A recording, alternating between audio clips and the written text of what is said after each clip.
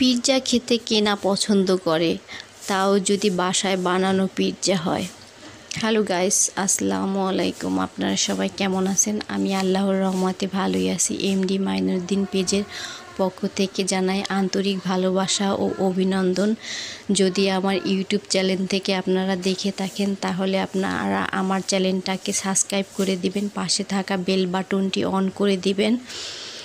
আমি এখন পিৎজা বানাবো আর আপনাদের কাছে শেয়ার করব আমি কি দেই। এখন আমি দিয়ে দিলাম বেশি করে দুধ, ইস্ট, তারপর দিয়ে দিলাম গরম পানি। সুন্দর করে আমি নেড়ে চেড়ে নিব। এখন আমি দিয়ে দিব ময়দা পরিমাণ মতো, কারণ পরিমাণ মতো ময়দা যদি আমি না দিই তাহলে আমার গুলোটা একটু নরম হয়ে যাবে। এটা পরিমাণ মতো দিতে হবে, আটার মতো রুটি বানাতে হবে। আমি ময়দাটাকে সুন্দর করে আমি এই সব কিছু নেড়ে চেড়ে সব কিছু ময়দাটাকে মিশিয়ে নিলাম। আমার ময়দাটা খুবই সুন্দর হয়েছে। এখন আমি 10 মিনিটের জন্য রেস্টে দিয়ে দিলাম। এখন আমি মাংসটা রান্না করব, কারণ আমি সব মশলা অ্যাড করে নিলাম। মশলাগুলি মশলা অ্যাড করে নিতে হবে, কারণ অনেকে মশলা একটু বেশি খায়, অনেকে কম খায়। আমি পরিমাণ মতো নিয়েছি, যেটুক পরিমাণ দরকার পড়ে ততটুক লবণ সব কিছু পরিমাণ মতো নিলাম। এখন আমি সুন্দর করে নেড়ে চেড়ে নেব। তারপর আমি দিয়ে দেব একটু পরিমাণ আদা বাটা, তারপর একটু পানি দিয়ে দেব জানি পুড়ে না যায়। এখন আমি দিয়ে দিলাম মুরগির মাংসটাকে। সুন্দর করে আমি এখন মুরগির মাংসটাকে কষিয়ে নিব। বাসায় বানানো পিৎজাটা আসলে খেতে অসাধারণ, অনেক মজা হয়। কারণ আমরা বাহিরে পিৎজা খাই, স্বাস্থ্যসম্মত না, আবার টাকাও বেশি। বাসায় বানানো পিৎজাটা অনেক মজা হয়, কারণ আমরা বাসায়ও খেয়ে দেখছি, বাহিরেও খেয়ে দেখছি।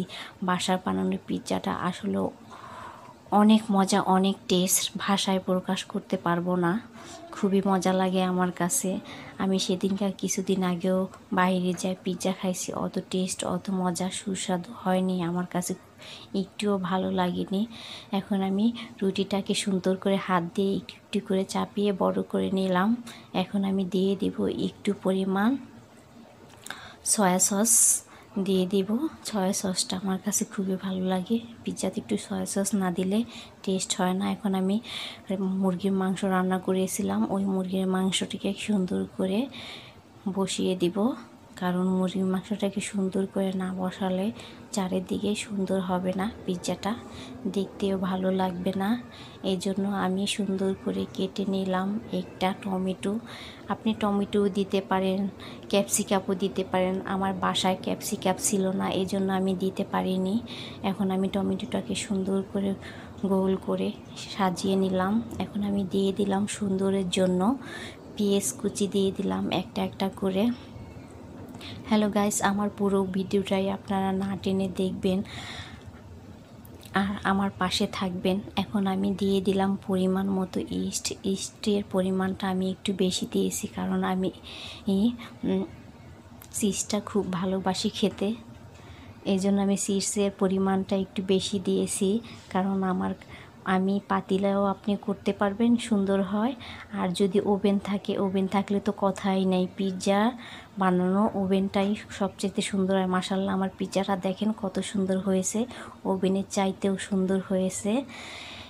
এখন আমি সুন্দর করে পিস পিস করে পিৎজাটাকে কেটে নিব। আমার ছেলে বলে, ওয়াও মা, আম্মু পিৎজাটা এত সুন্দর হয়েছে, তাও তুমি ওভেন ছাড়া এত সুন্দর পিৎজা বানাইছো। আসলে আম্মু তুমি খুব সুন্দর পিৎজা বানাতে পারো তো।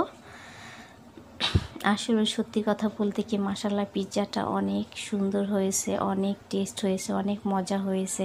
আমি কিনে খাওয়ার চাইতে এই বাসায় বানানো পিৎজাগুলি